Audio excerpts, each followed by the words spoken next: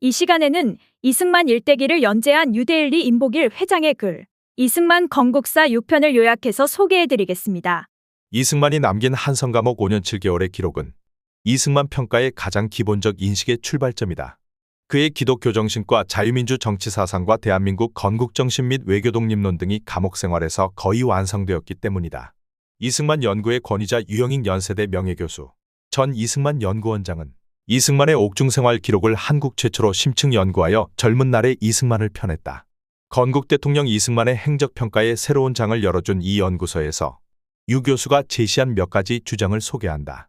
청년 이승만은 기독교 개종의 급격한 정신적 혁명을 체험함으로써 인생관과 정치관의 근본적 변화를 일으켜 서양화된 근대적 인간으로 탈바꿈하였다. 이승만의 멸청, 공로, 반일, 친미 사상은 한성감옥에서 확고히 형성되었다. 즉, 청나라를 버리고 러시아를 경계하며 일본을 반대하고 미국과 친해야 한다는 이승만의 정치 철학과 국제정치적 역사관을 확립한 것이 감옥에서 공부한 결과이며 1905년 을사조약 이전 한국의 누구보다 앞선 근대화 선각자로 변신하였다. 엄청난 독서와 탐구를 통하여 한성감옥은 이승만에게 대학 이상의 대학이라 하겠다. 스스로 영어와 일본어를 체득하고 서구적 학문에 천착함으로써 뒷날 미국 뉴욕시 인류대학들이 받아주는 높은 수준의 동서양 연구자로 자신을 만들었다. 필자도 유 교수의 주장에 공감하면서 이승만의 옥중 생활을 간추려본다. 한순간에 변한 사람이 되었다는 이승만. 사람이 변해도 이렇게 변할 수 있을까? 거리투쟁을 하고 싶어 타로까지 감행했던 열혈 급진파 청년은 신약 성경을 읽고 찬송을 부르는 온순한 어린 양이 되었다. 이승만은 타고난 기록의 왕이기도 하다. 배제학당 입학 후 주요 기록은 물론 한성감옥 5년 7개월간 벌인 갖가지 활동을 깨알같이 기록해 놓았다. 더구나 그의 미국 유학 5년 이후 망명 35년간 일기와 각종 편지들, 저술 등 자료들은 또 얼마나 귀중한 현대사에 살아있는 자료인가. 한마디로 청년 이승만에게 한성감옥은 교회, 학교, 독서실, 영어학원, 지필실, 대학교실이었다. 특히 감옥에서 지필한 논설들과 저술들은 삼천리 금수강산을 하나님의 나라로 한반도 자유민주공화국을 세우는 건국 구상, 다시 말하면 오늘의 선진 대한민국의 원형을 구상 설계하였음을 한눈에 보여주고 있다. 하지만 이승만은 처음부터 기독교를 국교로 하기보다는 종교의 자유를 중시하는 현대적 국민국가의 지도자를 자임하는 자유민주주의의 면모가 돋보인다. 이승만은 다음과 같이 수레했다. 생지옥이 복당으로 변했도다. 날마다 성경을 읽고 찬송가를 부르며 예배를 드린 이승만은 한성감옥을 복당 감옥이라 불렀고 동료 죄수들이 합창한다. 이승만은 감옥서장 김영선에게 학당 개설을 요청한다. 백성으로서 죄를 범하는 것은 교화가 안 된 탓인 것을 백성 위에 있는 사람들이 사랑을 베풀 생각은 않고 그 죄만을 다스리려 하니 죄수들을 교육시키는 것이 급하다. 이승만은 감옥학교 개설을 허락받는다. 김영선은 개화파 대신 한규설의 절친으로서 여러 차례 이승만을 보호해달라고 요청한 한규설의 편지들이 남아있어서 두 사람이 이승만의 감옥활동에 많은 편의를 제공하였음이 밝혀진다. 이승만은 당시 죄수 350여 명을 소년반, 성인반으로 나누어 각약어교부터 국사, 윤리, 산수, 세계지리 등을 가르치고 성경을 함께 읽고 강론하며 기도하고 찬송가를 합창하면서 초구병어까지 큰 소리로 읽으니 생지옥은 그야말로 복당이요. 장안에도 드문 기독교 개화 학교가 되어 분위기가 일신되었다. 전도사이자 교사가 된 이승만은 어느새 죄수들의 구세주란 카리스마가 생겼다. 이승만은 그 시절을 다음과 같이 회상했다. 나는 감옥에서 사형장으로 끌려가는 동포들을 너무나도 많이 보았다. 그들은 끌려가면서 마치 내가 자기들을 구해줄 수 있는 듯 내 이름을 크게 부르곤 했다. 그런데 내가 해줄 수 있는 일이란 고작 가서 편안히 죽으시오라고 고함을 질러주는 것뿐이었다. 무거운 칼소리가 들려올 때 그 복잡한 심정을 나는 잘 알고 있었다. 장호익 장군도 우리 감방 바로 뒤에서 참수를 당했다. 그는 세 번째 칼소리가 날 때까지 계속 만세를 불렀다. 나는 요사이도 꿈속에서 감옥 시절에 이런저런 장면을 보곤 한다. 캐나다 선교사 게일은 당시 감옥학당을 다음과 같이 보았다. 감옥은 처음에 진리탐구의 방으로 시작하여 기도의 집이 되고 예배당이 되었다가 급기야 신학당이 되었다. 이 과정이 끝나자 하나님께서는 이들을 모두 내보내어 이 나라 수도의 기독교계에서 사역하는 최초의 지도자들이 되었다. 게일이 기록한 지도자들이란 이승만이 전도하여 개종시킨 양반계급 지식인들 40여 명으로 그들은 개혁당 사건으로 투옥되었다. 개종한 사람들은 한성감 목사의 간수장 이중진과 그의 동생 이중혁을 비롯해 나중에 연동교회, 서울 YMCA 그리고 동경의 한인 YMCA 등에서 크게 활약하는 이상재, 유성준, 이원근, 김린, 김정식, 홍재기, 안국선 등 여러 장로가 포함된다. 이것은 한국 교회사의 전무후무한 왕조 엘리트 집단의 입교 기록이다. 이들은 그때부터 이승만의 독립운동과 3.1운동 및 임시정부 수립, 건국후까지 적극 동참한 평생동지들이 되었다. 선교사들은 이승만의 구명운동을 펼치면서 이승만이 부탁하는 책들을 수시로 제공한다. 엄격하게 책의 반입이 금지되어 있었는데 감옥 사정 김영선이 눈감아준 것이다. 일찍이 배제학당 졸업식에서 학생대표로 The Independence of Korea란 영어 연설을 유창하게 하여 외국 공사들까지 놀라게 했던 이승만은 감옥에서 영어를 미국인 수준으로 마스터하려 노력을 기울였다. 이승만의 옥중 동지 신흥호는 그 당시를 다음과 같이 증언했다. 그 당시 감옥은 곡식 창고를 개조한 것이었는데 흙바닥엔 돗자리를 깔았고 겨울엔 난로를 주지 않아 죄수 각자가 이불을 가져다 썼다. 글을 쓸 수 있는 그 무엇이나 책은 일체 못 들여오게 되어 있었지만 간수들은 우리 일을 묵인해 주었다. 우남 이승만은 화형사전을 가지고 있었고 아펜젤러와 벙커 씨는 잡지 뉴욕 아웃룩과 독립신문을 들여보내 주었다.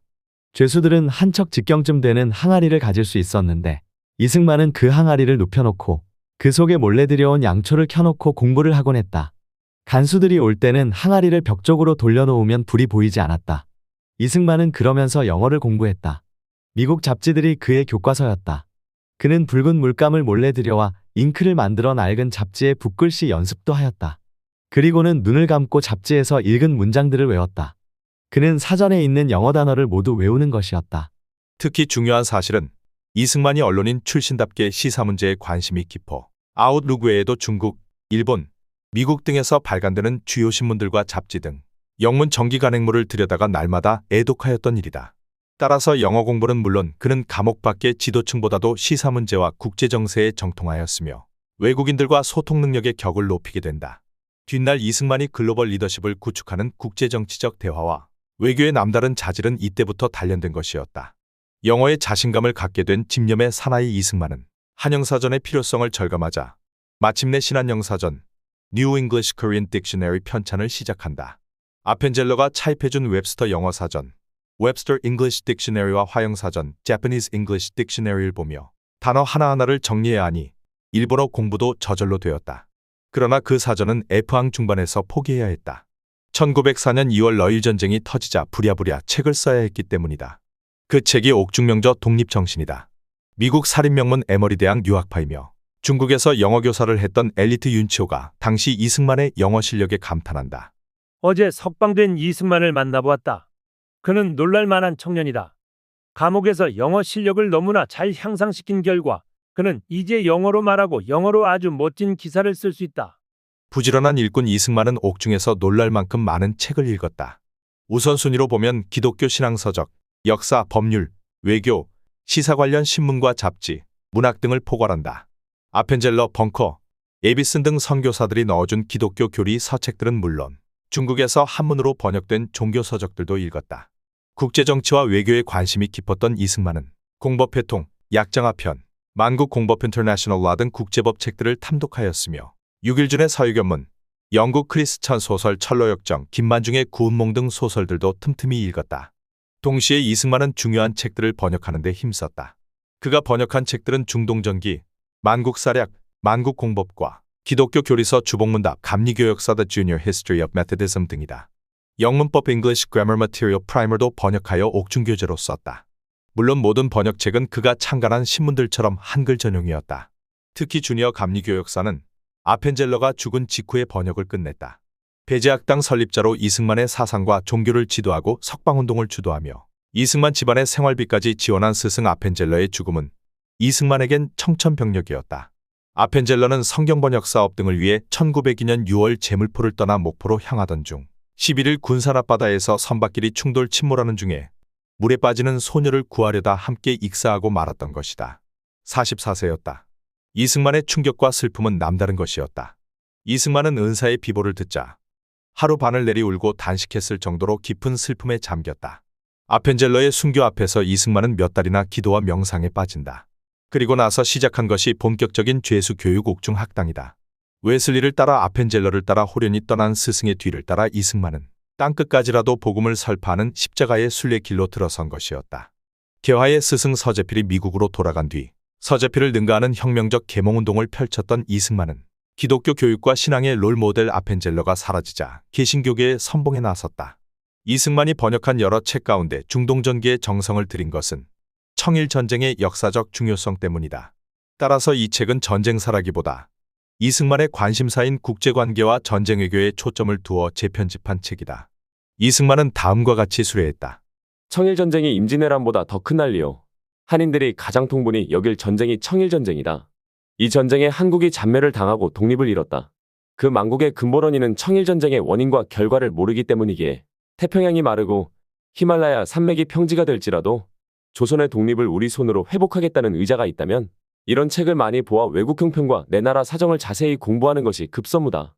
아펜젤러가 순교한 해에 이승만은 한성 감옥에서 처음 크리스마스 축하 행사를 열었다. 이때 벙커 선교사가 선물로 기독교 서적 150여 권을 가져오자 이승만은 서적실을 설치한다. 목공이 취미였던 이승만은 책장도 손수 만들고 곳곳에서 책을 수집하였다. 처음 250권으로 시작한 책장은 일본, 중국 등에서 선교사들이 책을 보내어 금방 523권이 되고 보름 동안 열람자가 268명이 될 정도로 효과가 좋았다. 이승만은 유성준과 함께 옥중도서 대칠 명부도 작성, 서적실에서 먹고 자면서 운영을 도맡았다. 1903년 3월엔 대륙을 휩쓴 콜레라가 서울 한성 감옥에도 번져 죄수들이 집단 사망하는 사태가 벌어졌다. 이승만은 미국 선교사 에비슨에게 약을 구해 들여와 환자들을 간호하고 시신을 수습하는 일에 거침없이 헌신했다. 이승만의 기록을 보자. 성신이 나와 함께 계신 줄을 믿고 마음을 굳게 하여 영혼의 길을 확실히 찾았다. 괴질이 옥중에 먼저 들어와 며칠 사이 60여 명이 목전에서 쓸어내릴 새, 심하면 하루 17 목숨이 쓰러질 때 죽는 자와 호흡을 상통하여 그 수족과 몸을 만져 시신과 함께 지내었으되 나홀로 무사히 넘기고 이런 기회를 당하여 복음 말씀을 가르침에 기쁨을 이기지 못할지라. 이 험한 중에 무사히 목숨을 부지하는 것이 하나님께서 특별히 보호하신 은혜가 아니면 인력으로 못하였을 바요. 이것이 나의 하나님의 은혜를 감사함이니 이 깨달음으로 날마다 힘쓰면 오늘 심는 겨자씨에서 가지가 생겨 공중에 나는 새가 깃들이게 될 줄을 믿겠나이다. 다음 편에서 계속하겠습니다. 시청해주셔서 감사드립니다.